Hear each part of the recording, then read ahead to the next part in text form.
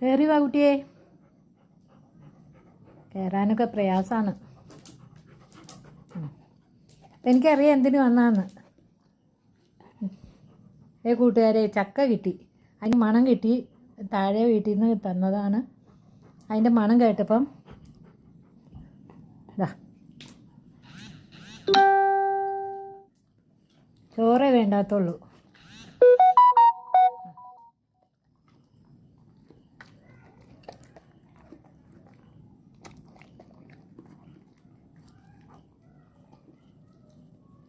എന്തെന്നാടാ മിഴുങ്ങിയിടുക? ദഹിക്കൂലട്ടാ മിഴുങ്ങിയിട്ടാൽ. അയ്യോ,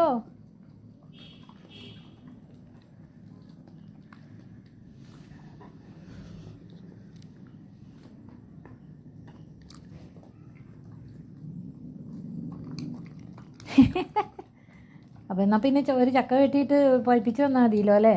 ഇറച്ചിയൊന്നും വേണ്ടല്ലോ. ഞാൻ പാർട്സ് കൊണ്ടുവന്നിട്ടുണ്ട് മോന് തരാൻ കേട്ടാ. നാമഞ്ചേപ്പം കഴിഞ്ഞ് അങ്ങോട്ടാണ് ഓടിയത്.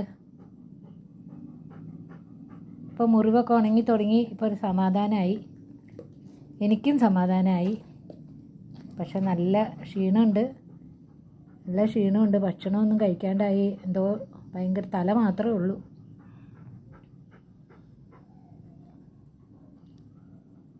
അമ്മ കോഴിപ്പാട്സ് വാങ്ങിക്കൊണ്ട് വന്നിട്ടുണ്ട് കുട്ടിക്ക് തരാൻ. മുട്ട കഴിച്ചിട്ടും പാല് കൊടുത്തിട്ടും ആദ്യമൊക്കെ കഴിക്കുമായിരുന്നു. ഇപ്പം അത് മടുപ്പായി. ഇപ്പം ഇത്തിരി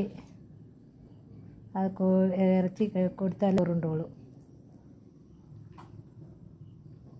ഇതേ കൂട്ടുകാരെ, അവൻ്റെ മുറിവ് ഉണങ്ങിയത് കണ്ടോ?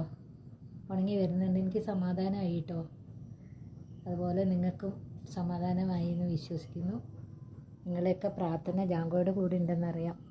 ആ പഴുപ്പൊക്കെ അങ്ങ് തീർന്ന് ഇനി മുഴുവൻ്റെ വട്ടം ഒന്ന് കുറഞ്ഞ് കിട്ടിയാൽ മതി. ആഴം കുറഞ്ഞിട്ടുണ്ട്.